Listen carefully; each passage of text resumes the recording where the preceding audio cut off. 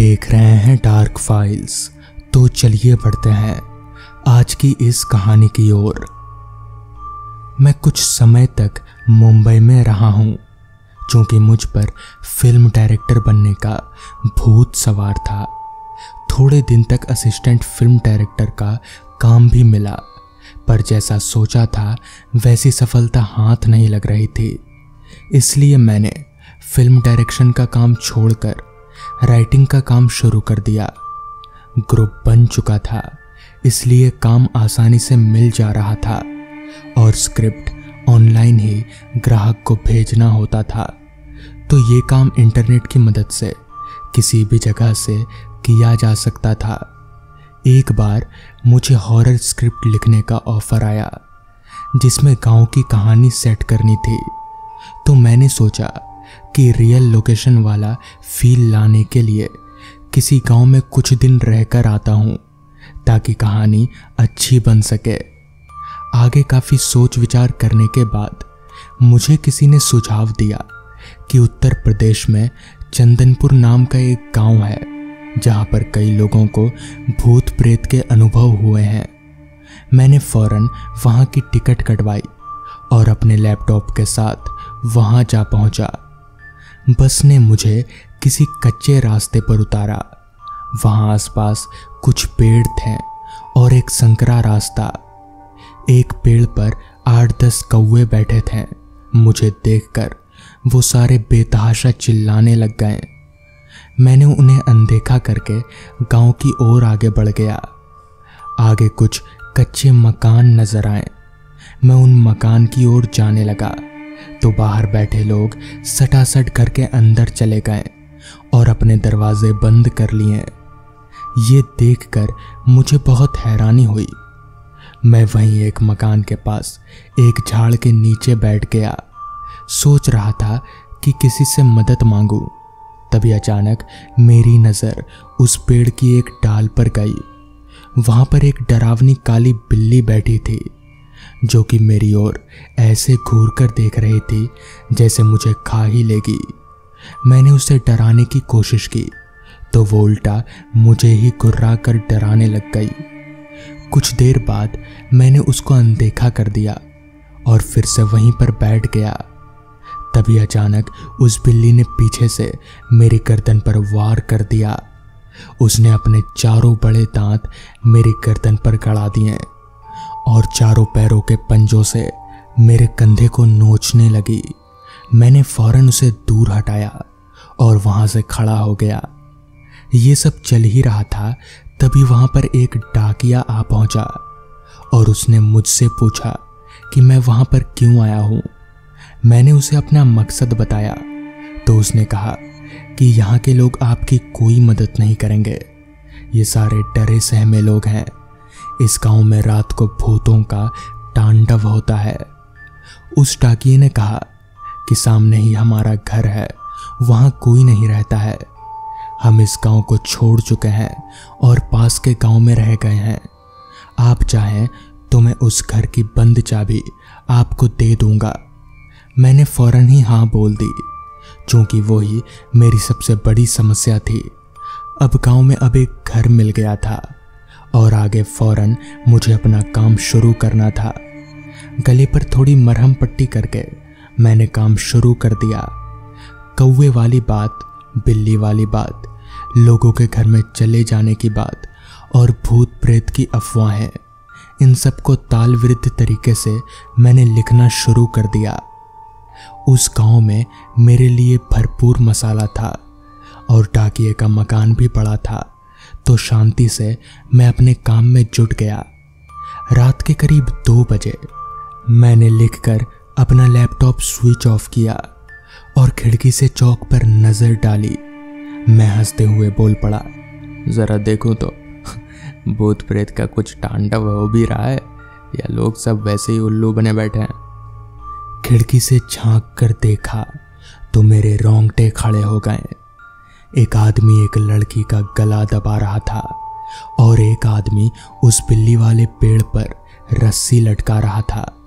फिर उन्होंने उस लड़की को बालों से पकड़कर पेड़ के पास घसीटा और उसके गले में रस्सी डाली।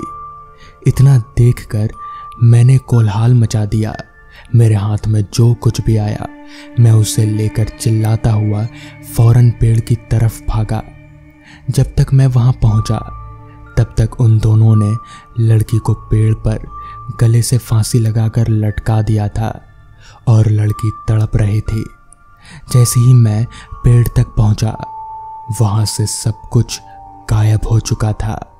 वो दोनों दरिंदे और पेड़ पर लटकी हुई लड़की सब कुछ गायब थे। ये सब देखकर मेरे तो होश ही उड़ गए। गांव के सब लोग खिड़की से मेरी ओर देख रहे थे पर कोई भी बाहर नहीं आ रहा था। मैंने देखा कि पेड़ पर वो काली बिल्ली अभी भी मौजूद थी और मुझे ही घूर रही थी। मैंने नजर घुमाकर उस घर की ओर देखा जहां पर मैं ठहरा हुआ था। मुझे उस घर में कोई टहलता नजर आया। मेरा तो दिल ही बैठ गया। फिर मैंने उसी मकान की छत की ओर नजर डाली तो मैंने देखा कि वही दोनों दरिंदे और वो लड़की तीनों एक साथ उस डाकिये के मकान के छत पर खड़े हैं। अब मेरी पूरी तरह से हालत खराब हो चुकी थी। मैं समझ चुका था कि गलत फट्टे में टांग डाल दी है। मैं पूरी रात वहीं चौक पर खड़ा रहा क्योंकि उस पेड़ के ऊपर भी वो बिल्ली मेरी खून की प्यासी थी और डाकिये के घर के अंदर का पता नहीं कौन टहल रहा था। जैसे तैसे करके सुबह हो गई तो फौरन अपना सामान पैक कर डाला और ताला लेकर दरवाजे की ओर भागा। अभी मैं दरवाज़ा बंद करने ही वाला था कि मेरी नज़र दीवार पर पड़ी। वहाँ जो देखा उसे देखकर मेरी ज़बान हलक से नीचे उतर गई। उस दीवार पर उसी डाकिये की हार चढ़ी हुई फोटो थी जिसने मुझे रहने के लिए ये मकान दिया था और उस तस्वीर पर उसके जन्म और मरण की तारीख भी थी। वो डाकिया 20 साल पहले मर चुका था। मैं जिससे मिला था वो बस एक प्रेत था। अपना बैग हाथ में लिए ताला चाबी वहीं फेंक कर मैं दौड़कर उस गांव से बाहर आया। पास के गांव पर चाय के दुकान वाले को उस मनहूस गांव का रहस्य पूछा तो उसने कहा कि पेड़ के पास दिखने वाली लड़की उसी डाकिये की बेटी है जो इसी गांव के सरपंच के 2 बेटों ने मारकर लटका दिया था और डाकिये ने अपनी बेटी की मौत का बदला लेते हुए सरपंच के दोनों बेटों को मार डाला था। फिर सरपंच के डर से खुद जहरीली दवाई खाकर आत्महत्या कर ली। तभी से उन चारों की आत्मा इस गांव में भटकती रहती है और तांडव मचाती रहती है। तो दोस्तों, ये थी आज की पहली कहानी। तो चलिए बढ़ते हैं आज की दूसरी कहानी की ओर। बस में ज्यादा लोग नहीं थे।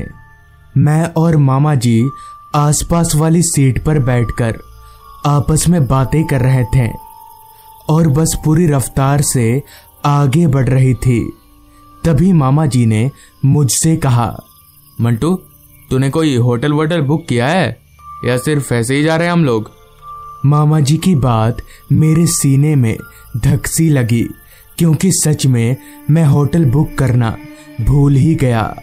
तभी मैंने मामा जी से कहा, नहीं, होटल तो बुक नहीं किया है।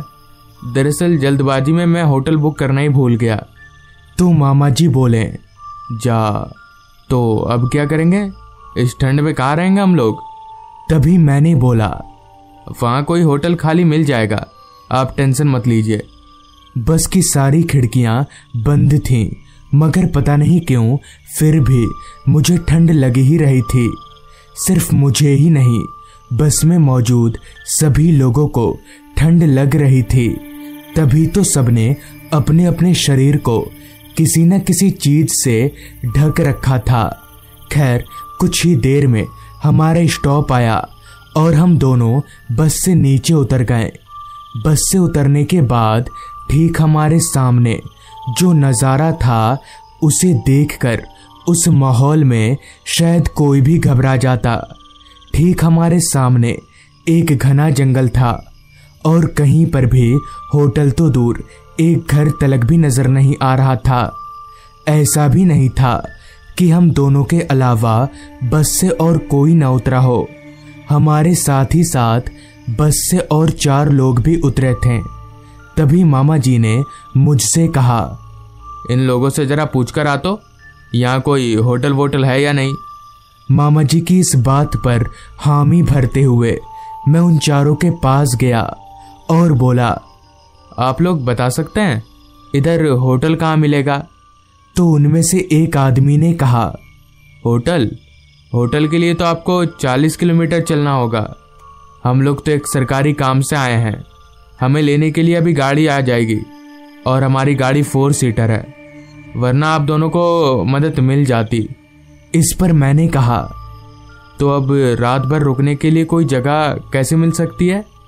तो इस पर उस आदमी ने कहा, आप एक काम कर सकते हैं, इस जंगल के अंदर चली जाइए, थोड़ी दूर चलने पर आपको एक बस्ती दिख जाएगी। जिसके बाद उस आदमी से बस्ती का पूरा पता ले लेने के बाद मैं मामा जी के पास आया और मामा जी को पूरी बात बता दी। मेरी सारी बात सुनकर मामा जी बोले, अब यही करते हैं, और कोई चारा भी तो नहीं है। जिसके बाद मैंने और मामा जी ने उस आदमी के बताए रास्ते पर चलना शुरू कर दिया। रात के उस काले अंधेरे में जंगल बहुत डरावना सा लग रहा था। घने लंबे पेड़ चांद की रोशनी में किसी भूत की तरह लग रहे थे। अब हम दोनों को चलते हुए काफी वक्त हो चला था, मगर ना तो अभी तक हमें कोई बस्ती दिखी थी और ना ही कोई इंसान। जैसे जैसे रात बढ़ रही थी, जंगल में उस हिसाब से कोहरा भी बढ़ता ही जा रहा था और साथ ही साथ ठंड भी। तभी मेरे साथ चल रहे मामा जी ने मुझसे कहा, मंटू, हम तो बहुत देर से चल रहे हैं, कहाँ कोई बस्ती तो दिख नहीं रही है। तभी मैंने कहा, वही तो, अब तक तो बस्ती भी आ जानी चाहिए। किस मुसीबत में फंस गए हम लोग। चलिए, अब चलना ही पड़ेगा। फिर से हम दोनों आगे बढ़ने लगे। ठंड के मारे अब मामा जी के दांत बजने लगे थे। मुझे समझ नहीं आ रहा था कि अब क्या करूं। इस ठंड में रात भर ऐसे चल पाना मुमकिन नहीं था और खुले आसमान के नीचे रात कटाना तो उससे भी मुश्किल था। अभी हम दोनों ठंड में ठिठुरते हुए आगे बढ़ ही रहे थे कि तभी मामा जी ने एक तरफ इशारा करते हुए मुझसे कहा, मंटू, वो देख। मैंने मामा जी के इशारे की ओर देखा तो वहां पर सफेद रंग का एक बड़ा सा 2 मंजिला घर था। घर एकदम नया जैसा लग रहा था, जैसे कल ही बना हो। और जब घर की ये हालत है तो पक्का कोई ना कोई तो रहता ही होगा। तभी मामा जी बोले, यहाँ पर इतना अच्छा घर है और हम लोग बस्ती खोज रहे थे, चल इसी घर में जाकर देखते हैं, शायद हमें रात भर घर में रुकने की इजाजत मिल जाए। उस बंगले को देखने के बाद पता नहीं क्यों मेरी थकान और ज्यादा बढ़ गई और मैंने मामा जी से कहा, चलिए अब मैं भी और नहीं चल सकता, यहीं कुछ व्यवस्था करते हैं। जिसके बाद हम दोनों उस बंगले की ओर बढ़ने लगे। उस बड़े से बंगले के दरवाजे पर पहुंचकर मामा जी ने दरवाजा पीटा। मामा जी के 2-3 बार दरवाजा पीटने पर शॉल ओढ़े एक अधेड़ उम्र के आदमी ने दरवाजा खोला। हाथ में लालटेन और कान में बंदर टोपी पहने उस आदमी ने लालटेन को मामा जी के पास ले जाते हुए कहा, कौन हो तुम लोग, क्या काम है यहाँ पर। इस पर मामा जी बोले, भाई साहब, क्या आप आज रात भर के लिए हमें यहाँ रुकने देंगे, यहाँ आसपास कुछ नहीं है। इस पर उस आदमी ने कहा, नहीं नहीं, यहाँ नहीं रह सकते तुम लोग, मेरे बच्चे सो रहे हैं, तुम लोग उन्हें उठा दोगे, यहाँ नहीं हो सकता। इस पर मामा जी बोले, हम जरा भी आवाज़ नहीं करेंगे, आपके बच्चे को कोई नहीं उठाएगा, और इतनी ठंड में हम कहाँ जाएंगे बोलिए। मामा जी की बात सुनकर वो आदमी कुछ सोचने लगा और फिर बोला, ठीक है, जब तुम लोग इतना बोल ही रहे हो तो रुक जाइए, मगर कोई आवाज़ मत करिएगा। जिसके बाद वो आदमी हमें घर के अंदर ले गया। घर बाहर से जितना खूबसूरत था, अंदर से भी वैसा ही था। वो आदमी हम दोनों को दूसरी मंजिल पर ले गया और वहां ले जाकर एक कमरे का दरवाजा खोलते हुए बोला, आप लोग आज रात भर यहीं इसी कमरे में रुक जाइए। इतना बोलकर वो शख्स वहां से चला गया। जिसके बाद मैं और मामा जी हम दोनों उस कमरे में दाखिल हुए। वो कमरा काफी बड़ा था। कमरे के अंदर एक पलंग, एक बड़ी सी अलमारी और सजावट की काफी सारी चीजें थीं। खैर, हम दोनों ने अपना सामान पलंग पर ऊपर रखा और उसी पलंग पर बैठ गए। इतनी देर चलने के बाद बैठकर शरीर को काफी आराम मिल रहा था। हम दोनों बैठकर अभी सुस्ता ही रहे थे कि तभी अचानक ही कमरे की लाइट चली गई। तो मामा जी ने कहा, ये लाइट कैसे चली गई? लोड शेडिंग हुआ क्या? इस पर मैंने कहा, पता नहीं क्या हुआ। तो मामा जी बोले, अच्छा तू बैठ, मैंने नीचे हॉल में एक बड़ी सी मोमबत्ती देखी थी, लेकर आता हूँ। इतना बोलकर मामा जी कमरे से निकलकर मोमबत्ती लाने चले गए। मामा जी के जाने के बाद मैं उसी पलंग पर लेट गया और सोचने लगा कि कल क्या करना है। अभी मैं पलंग पर लेटे लेटे ये सब सोच ही रहा था कि तभी नीचे हॉल से मामा जी की चीख मेरे कानों में आई।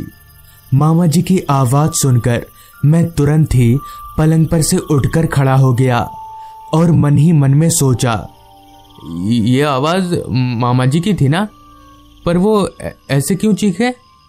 खैर, मैं भागकर अपने कमरे से बाहर निकला और नीचे हॉल में जाने लगा।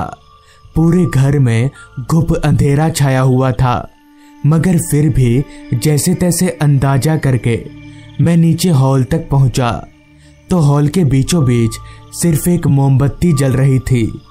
मोमबत्ती की धुंधली सी रोशनी में आसपास देख पाना बहुत मुश्किल था, लिहाजा मैंने उस मोमबत्ती को अपने हाथों में लिया और उस तरफ जाने लगा जिधर से मामा जी के चीखने की आवाज आई थी। मगर मामा जी कहीं नजर नहीं आ रहे थे। मामा जी को ढूंढते ढूंढते अब मैं घर के पीछे बगान तक आ चुका था। अभी मैं बगान में घूम घूम कर मामा जी को ढूंढ ही रहा था, तभी मुझे जो दिखा वो देखकर मैं हक्का बक्का रह गया। मेरी आंखें फूलकर चौड़ी हो गईं।